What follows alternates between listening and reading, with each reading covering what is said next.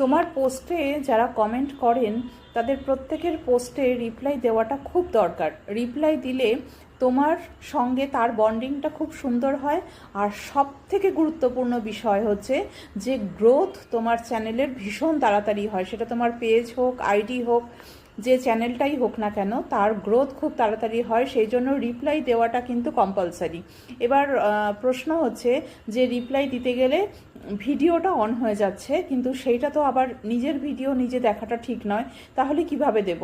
তাহলে তোমাদের এইভাবে দিতে হবে, আমি তোমাদের দেখিয়ে দিচ্ছি প্রসেসটা। ফেসবুকে যাওয়ার সঙ্গে সঙ্গে এই উইকলি চ্যানেলের নিচে লেখা রয়েছে, দেখলে রিপ্লাই, ওইখানে গিয়ে তোমরা ক্লিক করবে। আর তারপরে যে ভিডিওটা ফেসবুক থেকে সাজেস্ট করছে, যেখানে যেখানে তোমার কমেন্ট বাদ পড়ে গেছে, সেখানে সেখানে তুমি রিপ্লাইগুলো দেবে, ঠিক এইরকমভাবে যেভাবে আমি দেখিয়ে দিচ্ছি এরকমভাবে, কিন্তু ওই অপশানটা থেকে দেবে। তাহলে কিন্তু তোমাদের আর কোনো রকম